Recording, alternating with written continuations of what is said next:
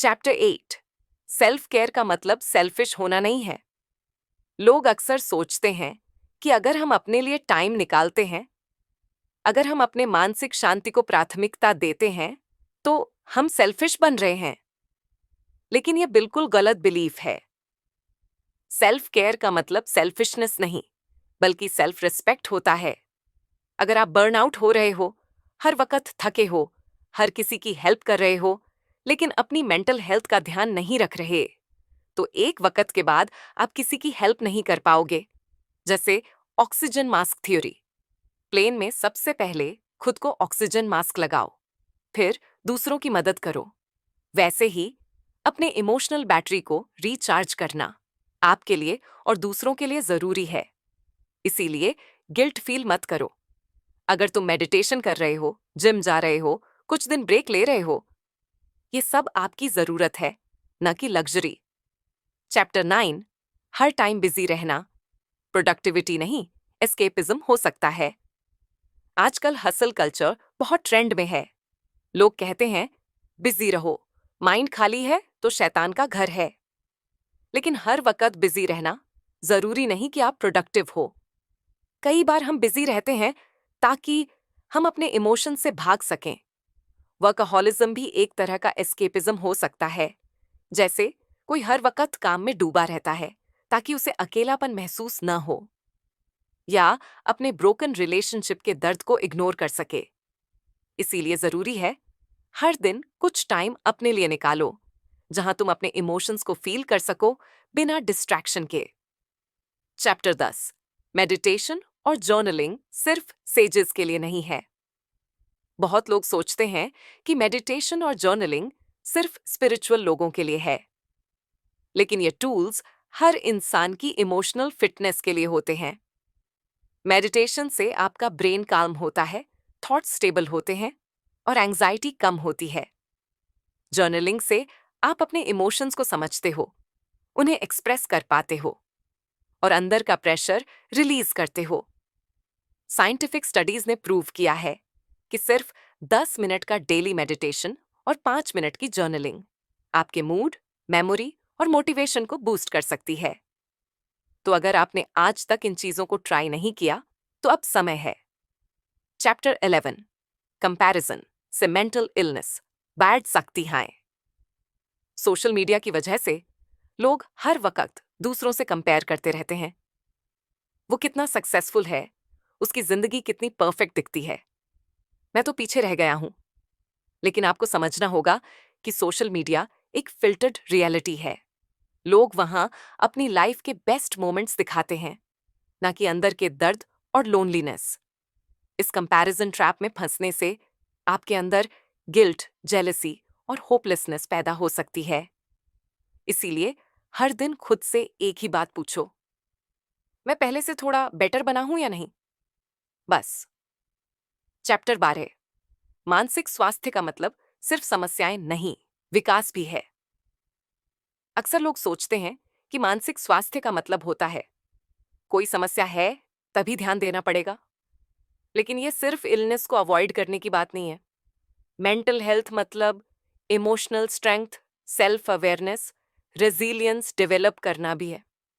मतलब जब कोई फेलियर आए तो आप टूटो नहीं, बाउंस बैक कर सको। जब कोई टॉक्सिक इंसान मिले तो आप अपनी बाउंड्रीज रख सको। जब लाइफ अनप्रिडिक्टेबल हो तो आप शांत और सेंटर्ड रह सको। मेंटल हेल्थ सिर्फ सरवाइव करना नहीं, बल्कि थ्राइव करना है। अब सवाल तुमसे, क्या तुम सिर्फ जिंदा रहना चाहते हो, या सच में एक इमोशनली पावरफुल, पीसफुल और फुलफिल्ड लाइफ जीना चाहते हो? मानसिक स्वास्थ्य को हल्के में मत लो। ये आपकी जिंदगी की सबसे गहरी और जरूरी इन्वेस्टमेंट है। अगर ये वीडियो पसंद आया तो इसे शेयर जरूर करो, ताकि और लोग भी इन मिथ्स से आजाद हो सकें और एक स्वस्थ मानसिक जीवन जी सकें। ग्रोथ माइंडसेट चैनल को सब्सक्राइब करना मत भूलना, क्योंकि यहाँ हम बात करते हैं ऐसे टॉपिक्स की जो आपकी जिंदगी को एक नई डायरेक्शन दे सकते हैं। मिलते हैं अगली वीडियो में। तब तक अपनी सोच को पॉजिटिव नहीं, बल्कि पावरफुल बनाते रहो। चैप्टर 2 मेंटल हेल्थ इश्यूज मतलब पागलपन। दूसरा सबसे बड़ा मिथ है कि मेंटल हेल्थ इश्यूज का मतलब सिर्फ पागलपन होता है। लोग अक्सर सोचते हैं कि अगर कोई थेरेपी ले रहा है तो वो पागल हो गया है, लेकिन यह बिलीफ बिल्कुल गलत है। मेंटल हेल्थ इश्यूज का मतलब होता है आपके इमोशंस, थॉट्स या बिहेवियर में डिस्टर्बेंस आना जो आपकी जिंदगी पर इम्पैक्ट डाल रहा हो। जैसे एंजाइटी होने पर आपको कांस्टेंट टेंशन और घबराहट होती है। डिप्रेशन में इंसान थका थका और होपलेस फील करता है। ओसीडी में लोग बार बार सेम चीजें चेक करते हैं। ये पागलपन नहीं, बल्कि एक साइकोलॉजिकल कंडीशन होती है जिसमें दिमाग के केमिकल्स और थॉट पैटर्न्स डिस्टर्ब हो जाते हैं। इसीलिए अगर कोई मेंटल हेल्थ सपोर्ट ले रहा है तो उसे पागल मत समझो, बल्कि समझने की कोशिश करो कि वो अपनी हेल्थ बेटर करने की कोशिश कर रहा है। चैप्टर 3 थेरेपी मतलब पैसे की बर्बादी। एक और बड़ा मिसकंसेप्शन है कि लोग सोचते हैं थेरेपी लेना पैसे बर्बाद करना है। लोग कहते हैं थेरेपिस्ट से बात करने का क्या फायदा, अरे दोस्तों से बात कर लो बस। लेकिन सच ये है कि थेरेपी एक प्रॉपर साइकोलॉजिकल ट्रीटमेंट होती है जो आपके इमोशनल, मेंटल और बिहेवियरल इश्यूज को ठीक करती है। थेरेपिस्ट्स ट्रेंड होते हैं जो आपकी इमोशंस और थॉट पैटर्न्स को साइंटिफिकली समझते हैं और आपको सॉल्यूशंस देते हैं। आपको जानकर हैरानी होगी कि दुनिया के कई टॉप सीईओज, एंटरप्रेन्योर्स और सेलिब्रिटीज अपनी मेंटल हेल्थ के लिए थेरेपी लेते हैं। थेरेपी आपको इमोशनल रेगुलेशन सिखाती है, नेगेटिव थॉट पैटर्न्स तोड़ने में मदद करती है, आपको स्ट्रेस और एंजाइटी मैनेज करना सिखाती है। इसीलिए थेरेपी पैसे बर्बाद करना नहीं, बल्कि अपने इमोशनल और मेंटल वेलबींग में इन्वेस्ट करना है। चैप्टर 4 एंटी डिप्रेसेंट्स मतलब जिंदगी भर दवाई। लोग अक्सर सोचते हैं कि अगर किसी को डिप्रेशन या एंजाइटी के लिए दवाई दी गई तो उसे जिंदगी भर दवाई लेनी पड़ेगी, लेकिन यह बिल्कुल माइथ है। एंटी डिप्रेसेंट्स या एंजाइटी मेडिसिन टेम्पोरेरी सोल्यूशन होते हैं जो आपको तब मिलती हैं जब आपको उनकी जरूरत होती है। ज्यादातर लोगों को ये मेडिसिन 6 महीने से 1 साल तक ही दी जाती है। जब पेशेंट बेटर हो जाता है तो डॉक्टर्स उन्हें धीरे धीरे मेडिसिन से हटा देते हैं और अक्सर लोग बिना मेडिसिन के भी ठीक हो जाते हैं, थेरेपी और सेल्फ केयर से। 5वां अध्याय मानसिक स्वास्थ्य के लिए बस सकारात्मक सोच काफी है।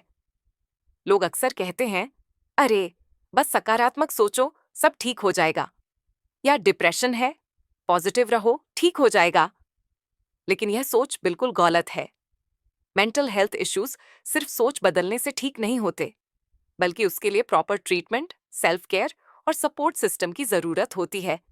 जैसे डायबिटीज या बीपी सिर्फ सोचने से ठीक नहीं होता, वैसे ही मानसिक स्वास्थ्य भी सिर्फ सकारात्मक सोचने से ठीक नहीं होती।